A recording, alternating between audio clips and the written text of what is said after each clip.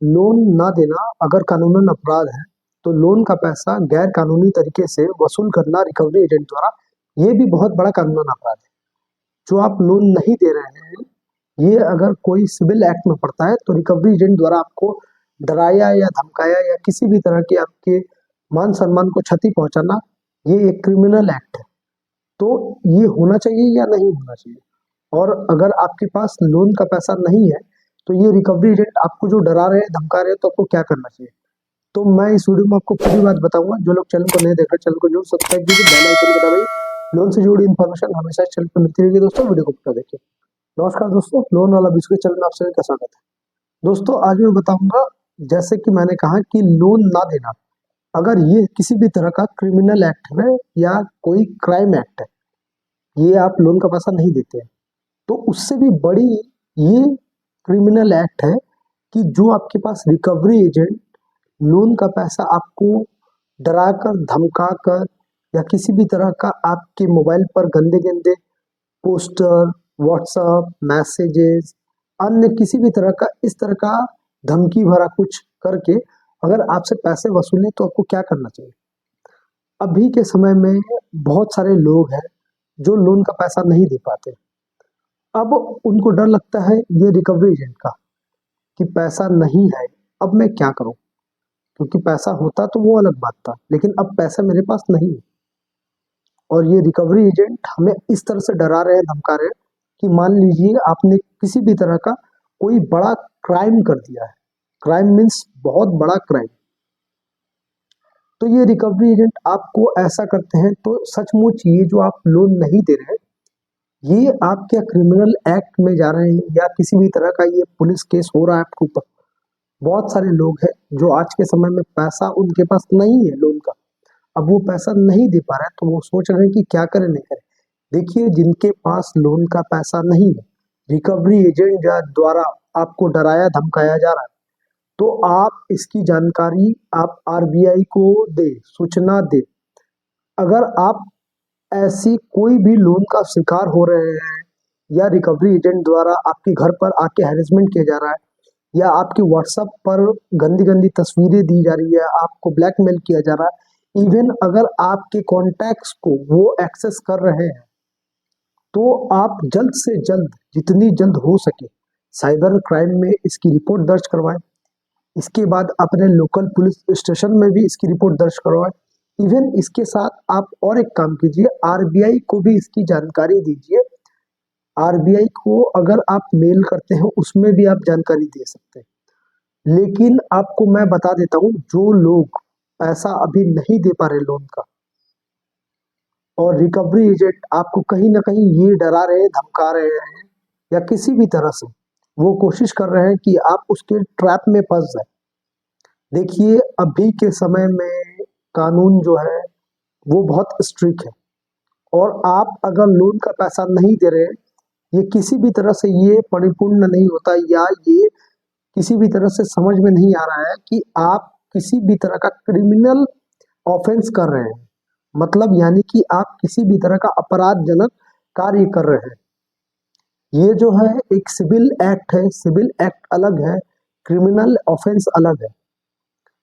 तो अगर आपके साथ किसी भी तरह का रिकवरी एजेंट आपको डरा रहे हैं, देखिए, रिकवरी एजेंट का डराने का जो केसेस है या सिलसिला है, वो बहुत किस्म का हो सकता है। इवन सबसे पहले आपको जो है वो पुलिस बनकर डरा सकते हैं, जो कि पुलिस केस होता नहीं है। अगर आप लोन का पैसा ना दे, किसी भी तरह का एफआईआर रजिस्टर नहीं होता।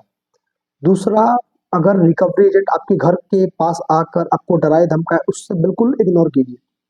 तीसरा, रिकवरी एजेंट अगर आपको कोर्ट की धमकी दे या आपको कहे कि 4-5 साल का जेल हो जाएगा अगर आप पैसा नहीं दीजिएगा, ये भी एक तरह का डराया जा रहा है।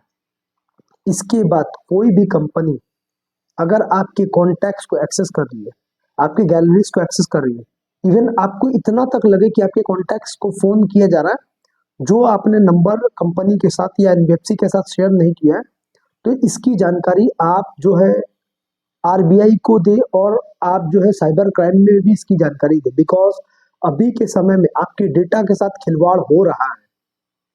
ऐसा नहीं है कि आपने लोन नहीं दिया है तो आपने कोई क्राइम किया है, बिल्कुल ये क्राइम नहीं है। ये जो रिकवरी एजेंट आपके पास आ रहे हैं, आपको डरा रहे हैं, धमका रहे हैं, किसी भी तरह का आपको जो है डर दिखाने की कोशिश कर रहे हैं, ये वो क्राइम कर रहे हैं। इवन ये क्राइम नहीं है, आप जो लोन नहीं दे रहे हैं ना, ये सिविल एक्ट है। और वो जो आपको डरा रहे हैं, धमका रहे हैं, किसी तरह से आपको मतलब हैरेसमेंट कर रहे हैं, या आपके आस पड़ोस में जो है आपके नाम पर जो है गलत गलत बातें कर रहे हैं, ये क्रिमिनल एक्ट है। क्योंकि आप किसी भी तरह का कोई भी व्यक्ति को जो है आप धमका नहीं सकते, डरा नहीं सकते। अगर ऐसा वो कर रहे हैं तो आप बिल्कुल ही पैसा मत दीजिए।